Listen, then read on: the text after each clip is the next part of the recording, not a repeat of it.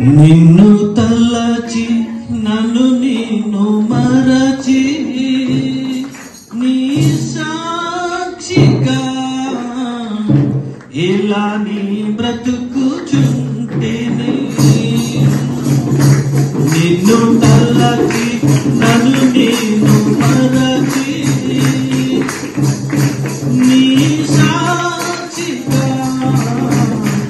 ఇలా నీ బ్రతుకుచుంటేనే యేసయ్యా నీ కృప లేక నీ బ్రతుకలేను నా యేసయ్యా నీ కృప లేక నీ బ్రతుకలేను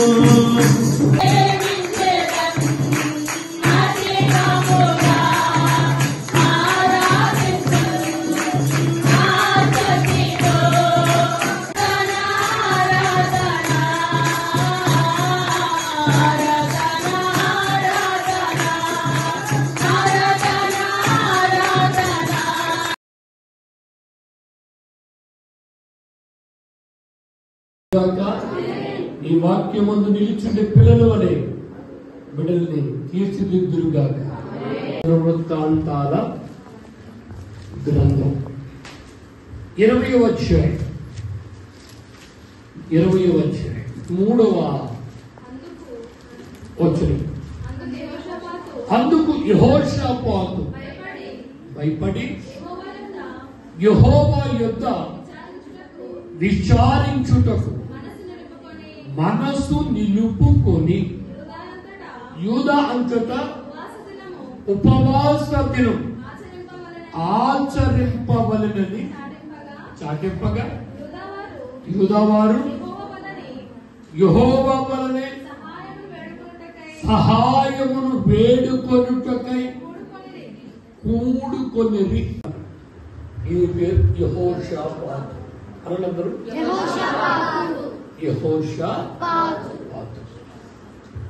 యెహోషాపాతు మీదికి 3 రకాలైన శ్రమ వచ్చింది. అంటే 3 రకాలు అంటే 3 దేశాల నుండి దండెత్తి వచ్చారు రాజులు ఒక్కసారి రాజ్యం మీదకి, యూదా రాజ్యం మీదకి 3 దేశాల నుంచి వచ్చారు. యెహోషాపాతు ఏం చేయాలో ఆయనకి తోయట్లేదు. ఆయన కలిగిన మనసు ఉంటే యెహోవా మీద తన మనసు నిలుపుకొని, స్తోత్రం, 7 దినాలు మీ అందరి మనసు ఆయన మీద నిలుపుకుందురుగాక. మీరు దేవుని మీద మనసు నిలుపుకోలేకపోతే రాలేరు, కూర్చోలేరు, వెళ్ళలేరు. అంతటా కూడా ఆయన ఉపవాస దినము ఆచరింపాలి. మనం శ్రమలో ఉన్నాం, ఇబ్బందులో ఉన్నాం, విరుకులో ఉన్నాం, చాలా కష్టంలో ఉన్నాం మనం. ఇది ఉపవాస ప్రార్థన ద్వారానే మనం ఏదైనా చేయగలం, సాధించగలం, గెలవగలం, విజయ పతాకము ఎగరవేయగలం. ఇన్ని ఆలోచనలు కలిగి ఉన్న యెహోషాపాతు యూదాంతటా ఉపవాస దినము ఆచరింపాలని సాటించారు.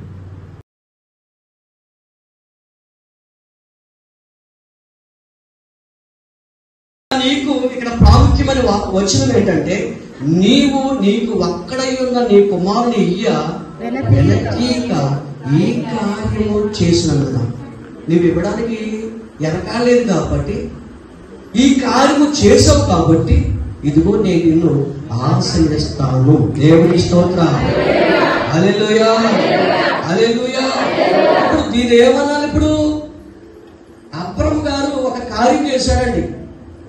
అబ్రహం గారు ఒక కార్యం చేశాడు. ఏంటి ఆ కార్యం ఏంటంటే లేక లేక లేక ఇచ్చినటువంటి తన కుమారుని ఇవ్వడానికి వెనకాలేదు. అదే గొప్ప కార్యం కాబట్టి, ఇవ్వడానికి వెనకాలేదు కాబట్టి, ఆ కార్యం అబ్రహం చేశాడు కాబట్టి ఆయన దీవించబడ్డాడు. దేవునికి స్తోత్రం. మీరు 7 రోజులు ఉపవాస దినము ప్రతిష్ఠిత పండుగలుగా పెట్టుకున్నారు కదా. ఏంటంటే చేప కంటే మనం శ్రేష్ఠులము కామా? చెప్పండి. ఆకాశ పక్షుల కంటే, భూమి మీద ఉన్న జంతువుల కంటే మీరు శ్రేష్ఠులు కారా అని వేసుకోవడం అడిగాడు కదా. చేప కంటే మనం శ్రేష్ఠులు కాదంటారా? మన ఉపవాసం ఉంటే మన బంధకములను, మన కట్లను మన యేసయ్య తెంపలేడా? తెంపుతాడు. దేవునికి స్తోత్రం. హల్లెలూయా. ప్రతిష్ఠించిన విషయంలో దేవుడు ఏం చెప్పాడు తెలుసా? మీ బంధకములు తెగిపోవడానికి, దురాత్మ శక్తులు వదిలిపోవడానికి ఉపవాస ప్రార్థన తప్ప ఏ ప్రార్థన లేదు. దేవునికి స్తోత్రం. హల్లెలూయా. అన్ని విషయాల్లో ప్రభువు జయమును అనుగ్రహించును గాక. ఈ కొద్ది మాటలు వినికిలో దేవుడు దీవించును గాక. జీవితాలకు చాలా ఆశీర్వాదకరం. జాషువా యోధా అయ్యగారితో అద్భుతమైన అనుబంధం. మా ఇద్దరి మధ్యలో ఉన్న అనుబంధం నేను జ్ఞాపకం చేసుకుంటున్నాను. నాకు ఈరోజు రాజమండ్రి నుంచి ఇంత దూరం వస్తూ అనుకుంటున్నాను. నేను ప్రతిరోజు చాలా ప్రయాణాలు చేస్తున్నాను, కానీ బాబోయ్ చాలాసేపు ప్రయాణం చేస్తున్నాను అనుకుంటున్నాను నేను. కానీ 10 సంవత్సరాల క్రితం కారు లేనప్పుడే బస్సు మీద, ఆటో మీద, బండి మీద చాలా సులభంగా నేను మీ మధ్యలోనికి రావడం జరిగింది. ఇప్పుడు ఇలా జాషువా యోధా గారి యొక్క ప్రేమ చాలా గొప్పది. ఆయనను ఎప్పుడు కూడా అబ్బాయి గారు అని పిలిచేవారు. ఒకటి నెంబర్ 1. నాకు ఎప్పుడు అది జ్ఞాపకం, అబ్బాయి గారు అనేవారు నెంబర్ 1. నెంబర్ 2 గురువు గారు అనేవారు, రెండవ మాట. మూడవ మాట అయ్యగారు అనేవారు. నిజంగా వారు మాట్లాడినటువంటి ఆ ప్రతి మాట కూడా జ్ఞాపకం చేసుకుంటుంటే అది ఎంతో ఆనందం, ఎంతో సంతోషం, అవన్నీ జ్ఞాపకం చేసుకుంటూ వస్తూ ఉన్నాను. వచ్చినప్పుడు ఆయన కూడా జ్ఞాపకం చేసుకున్నాను. ఇంటికి వాళ్ళ అమ్మాయికి కూడా బాప్తీసం ఇవ్వడం, వాళ్ళ అమ్మాయి వివాహం జరగడం, వస్తూ ఆ స్మృతులన్నీ కూడా జ్ఞాపకం చేసుకుంటున్నాను నేను ఈ స్థలానికి వచ్చినప్పుడు. ప్రియులారా, మరి జాషువా యోధా గారు లేకపోవడం నిజంగా చాలా లోటండి. ఆ లోటును దేవుడు తన సేవకుడైన అభిషేక్ గారితో ఆయన భర్తీ చేస్తూ ఉన్నారు. దేవుడికి స్తోత్రం కలుగుగాక.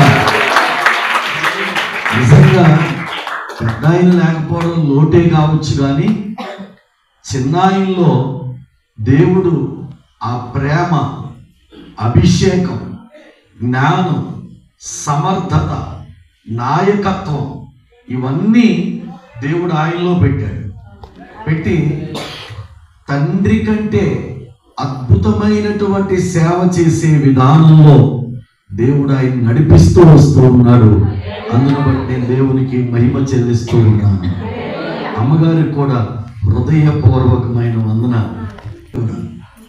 మరి భర్తకు తగ్గ భార్యగా, సేవకురాలిగా ముందుకు కొనసాగుతూ ఉండడం చాలా సంతోషం. దేవుడు ఆ కుమార్తె నిండుగా మెండుగా దీవించి మరింత బలమైన సాధనంగా వాడుకొనుగాక. ఆమేన్. అలాగే కూడి వచ్చిన మీ అందరికీ నా హృదయపూర్వకమైన వందనాలు. కలిసి రండి, పరిశుద్ధ గ్రంథాలు తెరిచి నిర్గమాకాండము 3వ అధ్యాయము వచనం చదువుకుందాం. ఒక పొద నడిమిని అగ్ని, యుద్ధం చేసే శక్తి అంటాను. ఇదే శక్తి చెప్పండి. ఇప్పుడు మోషేకు 2 రకాల శక్తులు ఉన్నాయి. ఏంటి? 1 మేధాశక్తి ఉంది, 2 యుద్ధం చేసే శక్తి ఉంది, 3 పెళ్ళైన తర్వాత మందనం మేపే శక్తి వచ్చింది. అయ్యగారు 40 సంవత్సరాలు ఏం మేపాడు చెప్పండి? మందరం మేపాడు. అయ్యా మోషే మీకు ఏమొచ్చు అంటే చదువు వచ్చాయి, ఇంకేమొచ్చు, యుద్ధం చేయడం వచ్చాయి, ఇంకేమొచ్చు, మందరం మేపడం వచ్చండి. ప్రియులారా, అద్భుతం ఏంటో చెప్పండి. 80 సంవత్సరాల తర్వాత దేవుడు అనుకున్నాడు, మోషే మేధాశక్తి సరిపోదు, యుద్ధం చేసే శక్తి సరిపోదు, మందరం మేపే శక్తి కూడా సరిపోదు, నీకు కావలసింది ఏంటంటే నా శక్తి కావాలి. Praise the Lord. అందుకే మోషే కర్ర తీసి కిందన పడేస్తే ఏమైంది చెప్పండి? అదే దైవశక్తి. కర్ర తీసుకెళ్లి నీటి మీద కొడితే నీరు ఎర్రగా మారిపోయింది. అదే దైవ శక్తి. అదే కర్ర తీసుకొని చెయ్యెత్తి నిలబెడితే కప్పలు వచ్చేసాయి. అదే కర్రెత్తి పెడితే మొత్తం చీకటి అయిపోయింది. అదే కర్రెత్తి పెడితే అద్భుతాలు జరిగే, వడగండ్లు కురిసాయి. అదే కర్రెత్తి ఆ సముద్రం మీద కొడితే ఎర్ర సముద్రం 2 పాయలైపోయింది. దేవునికి స్తోత్రం కలుగుగాక. చెప్పండి, ఇదంతా ఏ శక్తి చెప్పండి? ఇదంతా దైవ శక్తి. ఆమేన్. మళ్ళీ ఈ మాట అందరం మనం బలంగా బాగా చెప్పాలి. మండుచున్న పొద దగ్గరికి వచ్చిన తర్వాత మోషేకు దేవుడిచ్చిన మొట్టమొదటి అనుభవం ఏంటి చెప్పండి? దైవ శక్తి. ఈ మాట ఒకసారి 3 సార్లు చెప్తారు మీరు అందరూ కూడా. నేను 2 సార్లు చెప్తానండి. ఓకే? దైవ శక్తి. చెప్తుంది దైవ శక్తి. నా 2 సార్లు అయిపోయింది. మీరు కూడా 2 సార్లు చెప్పండి. లైవ్గా. ఒకటోసారి, రెండోసారి. ఆమేన్. ఇప్పుడు మీరు గమనించాలి. మీరు చదువు ఉందా? మీకు దేవుని పని చేయాలంటే చదువు శక్తి సరిపోదు. ఆఖరికి మీరు చర్చిలో కూర్చోవాలన్నా సరే మేధాశక్తి చెప్పరా? బాగా చదువుకున్నారనుకోండి, చర్చిలో కూర్చుంటే బోరింగ్గా ఉంటుంది. బాగా చదువుకున్న వాళ్ళు తీసుకొచ్చి కూర్చోబెట్టండి. 3 hours వేస్ట్ ఎందుకు అంటారు తెలుసా వాళ్ళు? అదే పార్క్ వెళ్తే వేస్ట్లా ఉండదు వాళ్ళకి. దేవుని సన్నిధిలో కూర్చోవాలన్నా, ప్రార్థించాలన్నా, వాక్యం వినాలన్నా మేధాశక్తి సరే. 2 నాకు ఫైటింగ్ వచ్చండి, కరాటే బ్లాక్ బెల్ట్ అన్నా సరిపోదు ఇక్కడ దేవుని పని చేయడానికి. 3 నేను ఎవరో తెలుసా అండి? నాకు బోల్డ్ అండ్ టాలెంట్స్ ఉన్నాయండి. నీకెన్ని టాలెంట్స్ ఉన్నా దేవుని కొరకు నువ్వు నిలవబడాలంటే నీకు కావలసిన శక్తి ఏంటో తెలుసా? దైవ శక్తి. Praise the lord. అది ఎక్కడ దొరుకుతుందో తెలుసా? ఇక్కడే దొరుకుతుంది. మోషేకి ఎక్కడ దొరికింది? అది మండుచున్న పొద దగ్గర దొరికింది. మరి మనకు కూడా ఇప్పుడు ఏం కావాలో తెలుసా అండి? ఆ శక్తి కావాలి. చెప్పండి, ఏం కావాలి? శక్తి. దైవ శక్తిగా. మరి దైవ శక్తి మనకి ఎలా దొరుకుతుంది? రండి దేవుని వాక్యాలు మీకు చూపిస్తాను. అపోస్తలుల కార్యాల గ్రంథం, అపోస్తలుల కార్యాల గ్రంథం 1వ అధ్యాయం 8వ వచనం చదువుకుందామండి. అయినను పరిశుద్ధాత్మ మీ మీదికి వచ్చినప్పుడు చెప్పండి, మీరేం పొందుకున్నారు చెప్పండి? చూసారా, నేను మీకు ఏం చెప్పాను? మండుచున్న పొద దేనికి సాదృశ్యం అని చెప్పాను చెప్పండి? పరిశుద్ధాత్మ. పరిశుద్ధాత్మ మీ మీదికి వచ్చినప్పుడు మీకేమొచ్చేస్తా చెప్పండి? శక్తి. ఈ శక్తి పేరే దైవ శక్తి. Praise the Lord. అందుకే మందిరానికి వచ్చిన మనందరికి ఏం కావాలో తెలుసా అండి? పరిశుద్ధాత్మ కావాలి.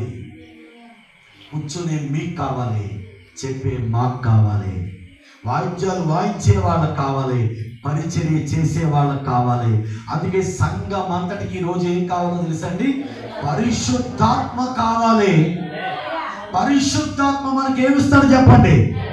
దైవ శక్తిని ఇస్తాడు ఆయన. హల్లెలూయా. అందుకే గుర్తుపెట్టుకోండి, మండుచున్న పొద మోషేకు దైవ శక్తిని ఇస్తే మండుచున్న పొదకు సాదృశ్యంగా ఉన్న పరిశుద్ధాత్మ దేవుడు మనందరికి ఏమిస్తాడు చెప్పండి? శక్తిని ఇస్తున్నాడు. హల్లెలూయా, హల్లెలూయా.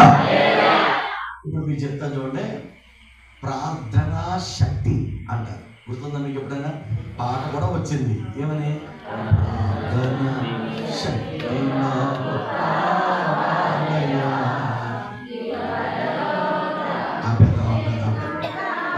కావాలి, బాగానే పాడతాం, కానీ శక్తిని మాత్రం పొందుకో.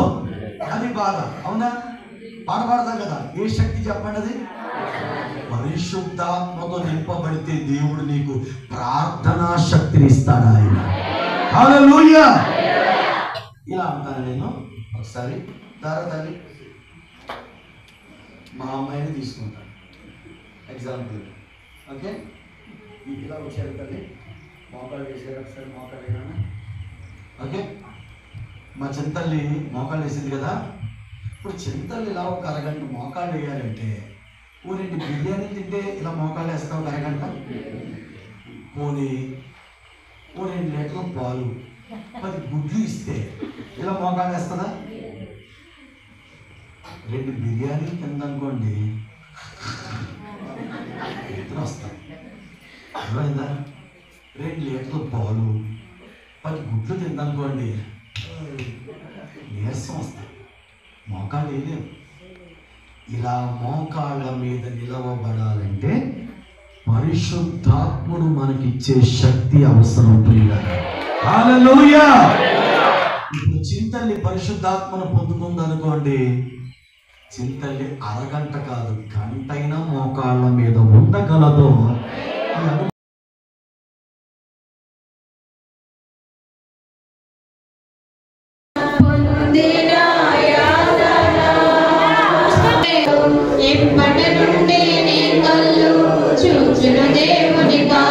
దేవుని కార్యాలు కనుగొనని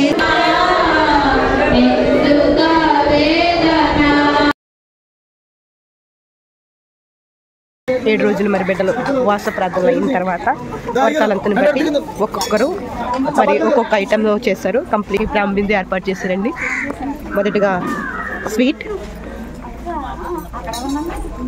నెక్స్ట్ హల్వా, అరటికాయ బజ్జీ, నెక్స్ట్ గారె, నెక్స్ట్